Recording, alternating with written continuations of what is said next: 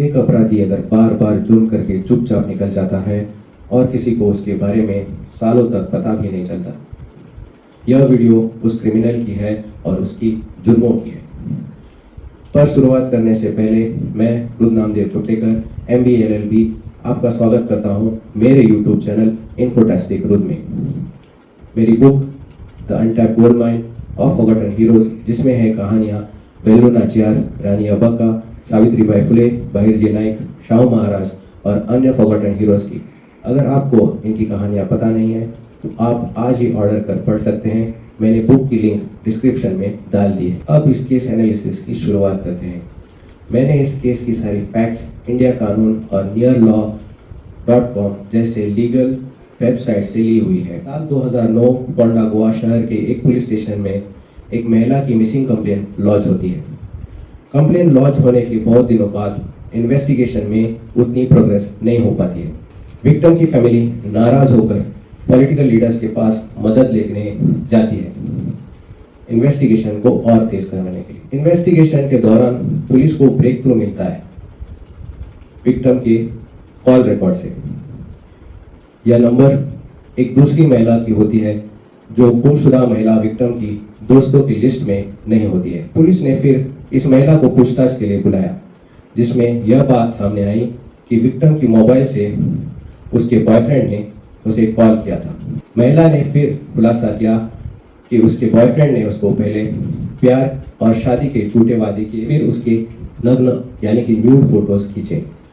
उसके बाद उसे यह पिक्चर्स दिखा के वो उसे ब्लैकमेल करता था और फिर सेक्सुअली अब्यूज करता था। पुलिस ने फिर बॉयफ्रेंड को डिटेन करके उसे पूछताछ शुरू कर।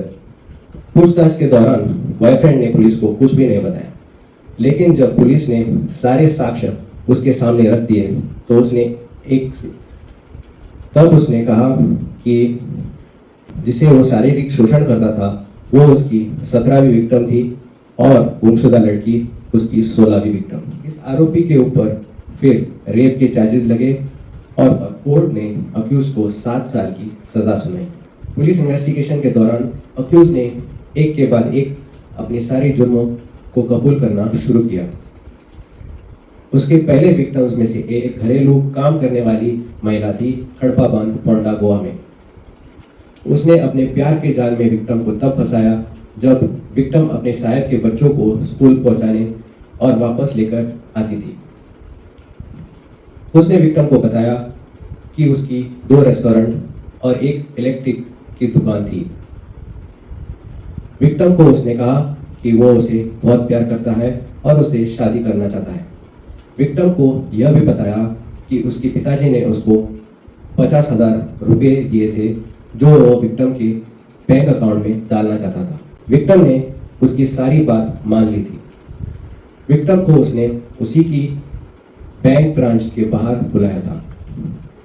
विक्टिम को आखिरी बार एक अच्छी चूड़ीदार और सोने के गहने में देखा गया था, पर विक्टिम को बैंक जाने से पहले ही उसने अपने रिक्शा में बिठाकर दूसरी जगह लेकर के गया जहां उसके साथ संभोग किया। उसी के दुपट्टा को लेकर उसने विक्टिम को मार डाला और फिर उसने उसकी सारी गहने को लूट के परिवार वालों ने पुलिस को कंप्लेन किया और अक्यूज की सारी डिटेल्स दे दी।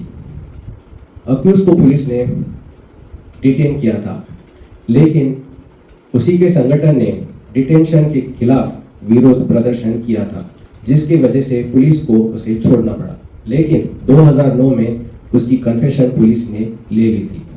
पुलिस ने सभी विटनेस की स्टेटमेंट भी रिकॉर्ड करी और इसके विक्टिम के जेवर रिकवर कर लिए थे और यह सभी साक्ष्य कोर्ट में पेश किए गए थे, जिसके अंतर्गत आरोपी को लाइफ इम्प्रिजनमेंट की सजा सुनाई गई थी। एक और केस जिसमें अपराधी को लाइफ इम्प्रिजनमेंट की सजा सुनाई गई थी।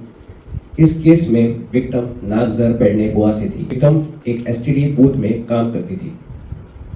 आरोपी ने इस बार विक्टिम को अपने प्यार के जाल में उसे पहले फंसाया और उसे कहा कि वो एक हार्डवेयर शॉप का मालिक।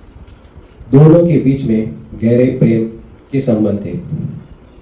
आरोपी ने विक्टिम को कहा कि वह उसे अपने बहन के घर लेकर जाना चाहता था जो सांखली गोवा में था।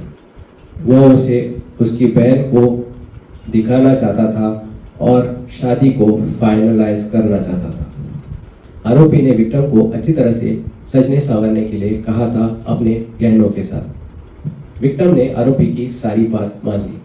आरोपी ने विक्टिम को अपने तय किए हुए जगह पे पिक किया था, लेकिन आरोपी ने विक्टिम को सांकली गोवा ले जाने के बजाय एक काजू प्लांटेशन में उसे लेकर के गया, जहाँ पे उसने विक्टिम के साथ पहले संभोग किया।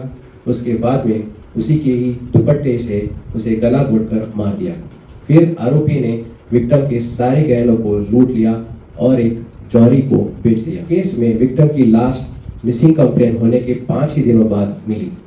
विक्टिम की पोस्टमार्टम और डीएनए टेस्ट अच्छी तरह से हुई, जिसके कारण विक्टिम की पहचान हुई। गहने भी जौहरी से बरामद हुए। सभी विटनेसेस के भी स्टेटमेंट पुलिस ने रिकॉर्ड किया था। फिर ये सब साक्ष्य कोर्ट में पेश हुए और इस केस में अपराधी को लाइफ इम्प्रिजनमेंट की दूसरी सजा सुनाई गई। आरोपी को और एक केस में लाइफ इम्प्रिजनमेंट की सजा सुनाई गई थी, लेकिन हाई कोर्ट में अपील करने के बाद उसे ओवरटर्न किया गया था, यानी कि उसे बरी किया गया था।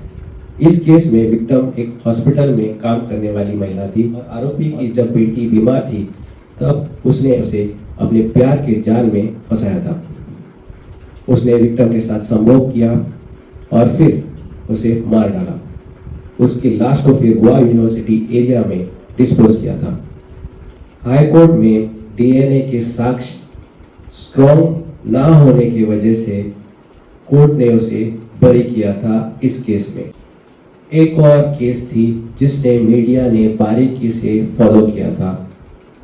विक्टिम धावरली मडगांव गोवा से थी।